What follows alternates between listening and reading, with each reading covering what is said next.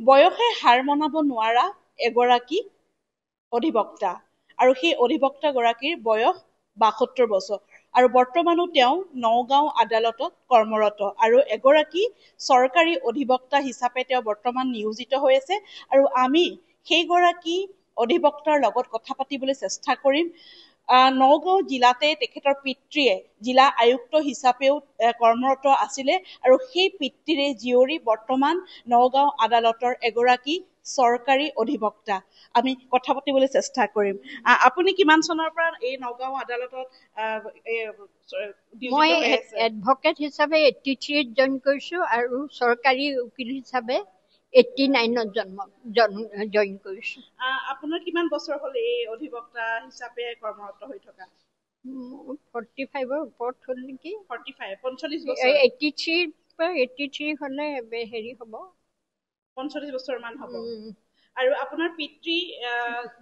মোৰ বাবা নগাঁও ডিষ্ট্ৰিক্টৰ ডেপুটি কমিশনাৰ আছিলে 1959-1960। হয়।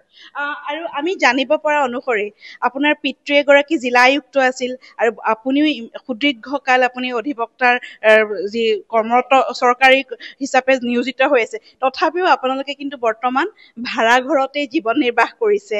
কি ক'ব এই সন্দৰ্ভত? সেইটো মানে আমাৰ 9টা ল'ৰা ছোৱালী আছিলে, বাবাই তেনেকা সিমান হেৰি কৰিব পৰা নাছিলে, যিখিনি ইনকাম দিয়ে ইহঁতক পঢ়াইছিলেহে আৰু একো মানে মাটি বাৰী তেনেকা কৰিব পৰা নাছিলে। আটাইকেইটা ল'ৰা ছোৱালীক সুশিক্ষাৰে শিক্ষিত। মোৰ ডাঙৰ দাদা ডিষ্ট্ৰিক্ট জাজ আছিলে, তেওঁ ডিষ্ট্ৰিক্ট জাজৰ হেৰিটা হ'ল।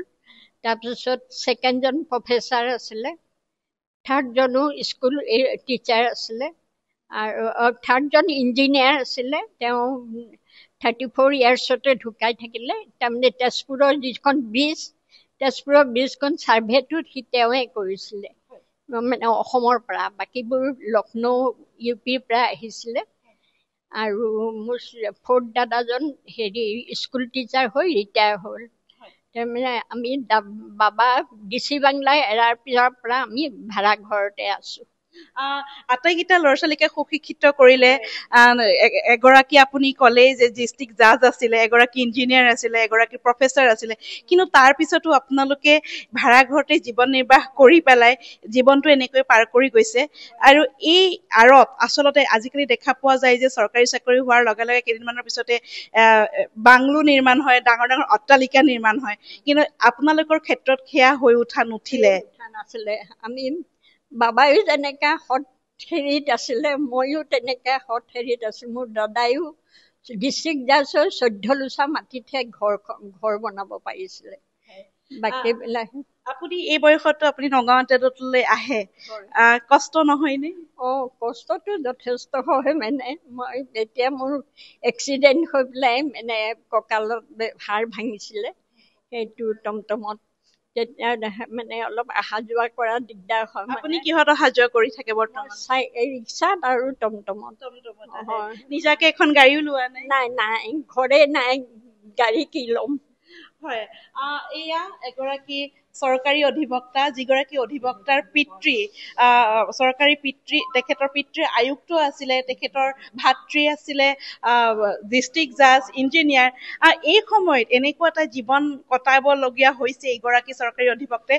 আমি তেখেতৰে সতীৰ্থ লগত মই কথা পাতিবলৈ চেষ্টা কৰিম। যি কি নহওক বাৰু, সতীৰ্থসকল তেওঁলোকে অকণমান ব্যস্ত থকাৰ কাৰণে কথা পাতিবলৈ তেওঁলোকে অপাৰগ হৈছে।